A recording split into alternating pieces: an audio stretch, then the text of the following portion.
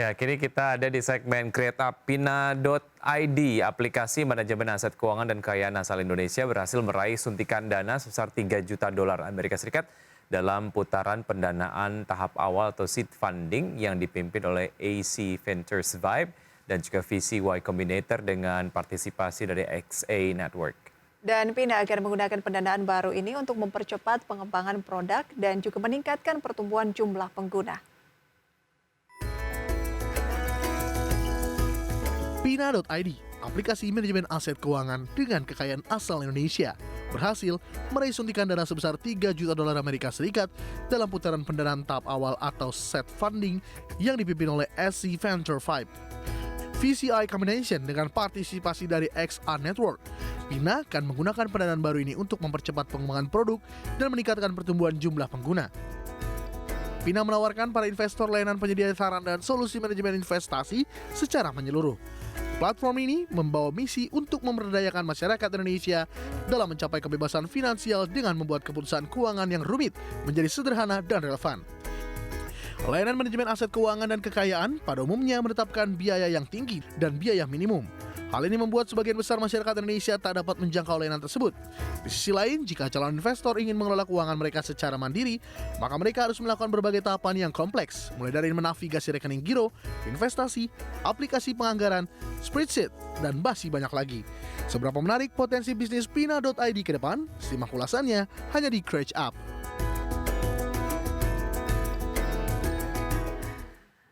Ya, pemirsa, di segmen Create Up kali ini kita akan membahas tema menarik yaitu atur keuangan dan investasi lewat startup, dan sudah terhubung melalui video conference bersama dengan Pak Christian Hermawan selaku founder dari Pina. Selamat pagi Pak Christian. Selamat pagi. Apa kabar, Mas Vicky, Mbak Priska. Selamat pagi, terima kasih Baik. banyak Apa kabar di sana? atas waktunya. Baik, terima kasih sudah bergabung. Pak Christian, kalau dilihat seperti apa sebetulnya pentingnya perencanaan keuangan dan juga perencanaan investasi lah di masyarakat kita ini? Ya, jadi sebetulnya mungkin teman-teman pernah dengar mengenai besar pasak daripada tiang. Yaitu diharapkan sebetulnya kan tidak. Jadi perencanaan keuangan itu sebetulnya pentingnya adalah untuk menghindari itu. Sehingga kita tahu ke depan itu apa yang harus kita keluarkan, apa yang harus kita saving, berapa yang harus kita sisihkan, itu semua lewat perencanaan keuangan. Gitu. Nah kalau kan kita nggak mau nih tanggal 10 tiba-tiba, aduh duit gue udah habis, repot kalau gitu. Oke, artinya ini memang untuk meningkatkan ketahanan ekonomi dari setiap masyarakat begitu ya dengan melakukan pengaturan keuangan. Oke, kendala apa yang kerap dialami oleh masyarakat saat melakukan perencanaan keuangan ataupun mungkin memilih instrumen investasi, Pak Christian?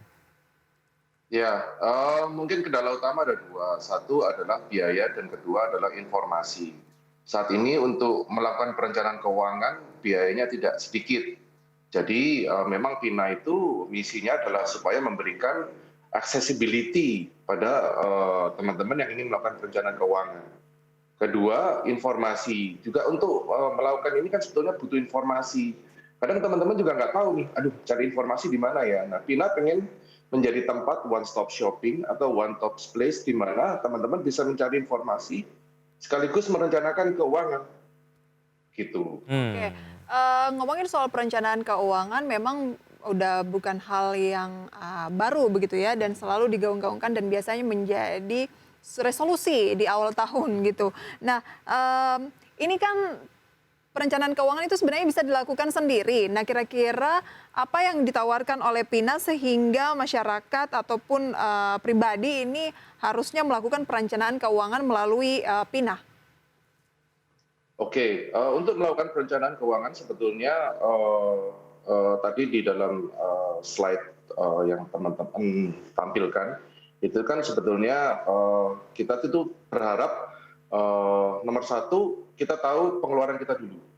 Nah, setelah kita tahu pengeluaran kita, dan kita bisa melakukan perencanaan keuangan tersebut. Karena kita tahu berapa yang harus disisihkan. Nah, di Pina, itu tuh bisa dilakukan dalam satu tempat. Kita bisa membantu untuk budgeting, bisa membantu untuk memilah-milah expenses yang ada, dan bisa membantu untuk mendisiplinkan pribadi kita. Kadang kan musuh kita sebetulnya adalah diri sendiri. Dengan kita lebih disiplin untuk menabung, itu tuh kita bisa melakukan perencanaan dengan baik. Nah, di Pina melakukan punya fitur untuk melakukan hal itu semua gitu. Oke. Dan apa namanya, membantu kita untuk lebih disiplin dan mencatat apapun yang kemudian kita ingin petakan dalam hal keuangan kita gitu ya. Kalau memang sudah terlihat, biasanya kita kemudian jadi tahu, oke, strategi apa yang bisa dilakukan. Dan tentu saja ini juga akan memperbesar kemungkinan dari user sendiri untuk mengalokasikan dananya untuk berinvestasi begitu ya. Nah, dilihat Iya, dari platform-platform existed lah, Pak Christian. Kendalanya apa saja yang dihadapi oleh user ataupun masyarakat pada saat ingin melakukan investasi? Apakah dari biaya yang dikeluarkan pada saat investasi rata-rata memang tinggi, dan bagaimana sebetulnya Pina dapat mengakomodir kebutuhan masyarakat yang berinvestasi tapi ongkos investasinya nggak besar? Nah, mungkin Anda bisa elaborasi. Oke, sebetulnya perencanaan keuangan fitur di dalam Pina itu tuh kami sediakan secara gratis. Jadi memang Pina ini timbul dengan idealisme pengen supaya informasi untuk perencanaan keuangan ini dapat dijangkau oleh semua masyarakat. Jadi perencanaan keuangan di dalam Pina gratis. Oke. Pina, sorry. Ya, Baik, silakan Pak. perencanaan keuangannya ini gratis gitu ya? Iya, iya. Memang dalam Pina itu kan setelah kita melakukan perencanaan keuangan, itu kan kita bisa melakukan investasi untuk mengeksekusi perencanaan keuangan tersebut. Nah, sesuai kalau misalnya kita melakukan investasi pasti ada biayanya. Jadi ya itu biayanya kan sesuai dengan aturan OJK yang berlaku. Baik.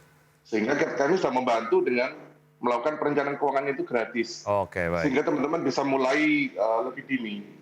Oke, berarti kalau ditanya profitnya Pina dari mana, sebenarnya dari ketika para user ini melakukan investasi gitu ya? Betul. Oke, artinya masyarakat ataupun user nggak usah repot mikirin mekanisme perencanaan keuangannya, itu sudah di-cover gratis gitu ya oleh Pina, tapi tinggal concern saja untuk melakukan investasi. Artinya ini juga ada kontribusi positif juga dari Pina untuk meningkatkan literasi investasi di Indonesia begitu ya, karena mempermudah aksesnya untuk masyarakat untuk Iya. melakukan investasi. Dan apakah dengan melakukan perencanaan keuangan melalui aplikasi Pina ini kemudian kayak super app gitu ya? Berarti kalau mau investasi juga sudah ada fiturnya di situ. Nanti akan kita bahas lebih jauh, pemirsa. Kami segera kembali usai jeda pariwara berikut ini.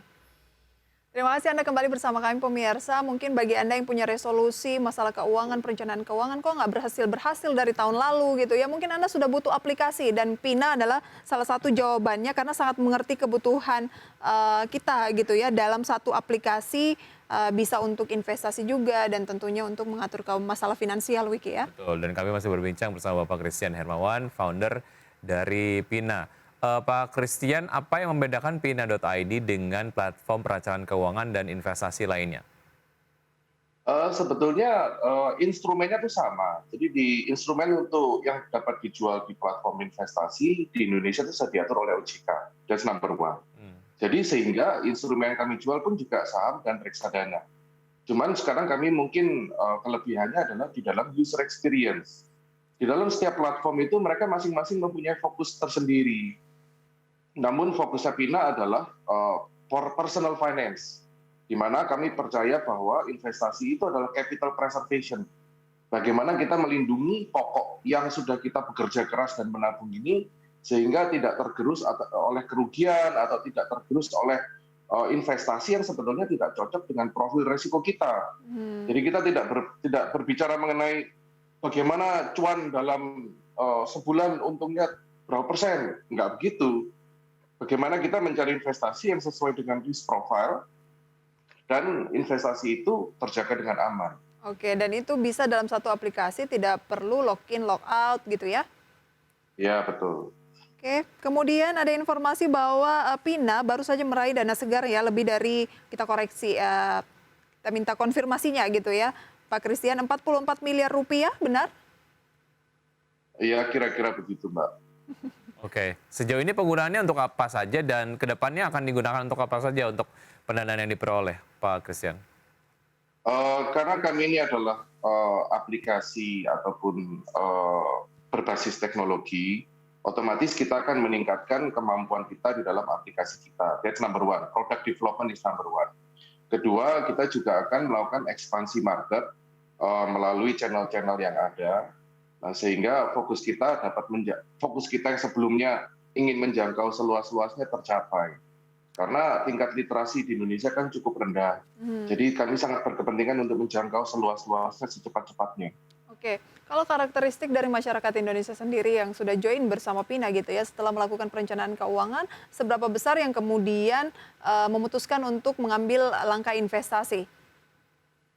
Sebetulnya cukup banyak. Jadi pada saat setelah berdialog ataupun berbicara dengan konsultan keuangan di dalam platform kami, mereka menjadi melakukan langkah berikutnya dengan berinvestasi di goal-goal yang kami miliki. Jadi di dalam fitur PINA itu ada goal-based investment, di mana sebetulnya kalau kita investasi tanpa target, itu nanti juga akhirnya semangat kita ataupun disiplin kita juga berkurang. Baik.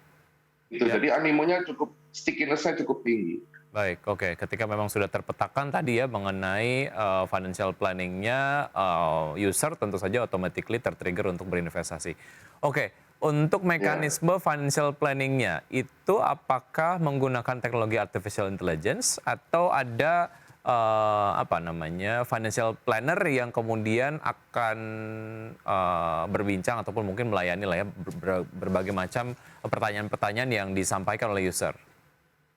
Ada dua, Mas Vicky. Jadi sebetulnya journey dasarnya sebagai financial planner itu sudah kami petakan dan kami buat sistemnya di dalam aplikasi sehingga teman-teman bisa langsung melakukan. Misalnya contoh, saya mau retire. Kami sudah menghitungkan nih berapa yang harus ditabung hari ini sehingga Mas Vicky bisa retire di umur 60 atau 65 dengan pengeluaran X. Itu kita udah ngitung ini semuanya, kita bawa ke depan. Jadi tinggal oke, nabungnya 1 juta setiap bulan, 500.000, 2 juta, itu sudah kita aturkan. Namun pada pertanyaan yang cukup kompleks, kami sudah menyediakan juga waktu dengan financial planner, sehingga teman-teman dapat berdiskusi langsung dengan financial planner tersebut. Baik, oke. Jadi sebetulnya pelayanannya cukup lengkap lah ya yang ada di PINA sendiri. Cukup lengkap. Baik. Iya, karena pada umumnya pertanyaannya sama, Mas Vicky. Jadi sehingga yang sama-sama itu sudah kita systemize dalam app. Ya, Pak Christian, terima kasih sudah bergabung bersama kami. Waktu kita cukup singkat nampaknya. Sukses selalu untuk PINA dan juga berbagai macam inovasi-inovasi yang dihadirkan lah untuk masyarakat. Sampai jumpa, Pak Christian. Terima kasih atas waktunya, Mas Vicky. Selamat pagi. Oke, ini kayaknya cocok ya dengan kita berdua, Wigi. Karena kan tadi Pak Christian sempat bilang sering dengar ya besar pasak daripada tiang. Bukan sering dengar, tapi mungkin sering mengalami pemirsa. Sering mengalami dan memang betul-betul terjadi begitu. Tapi kalau dilihat juga dari karakteristik investasinya juga nampaknya untuk investasi jangka panjang, kayaknya saya agak cocok nih.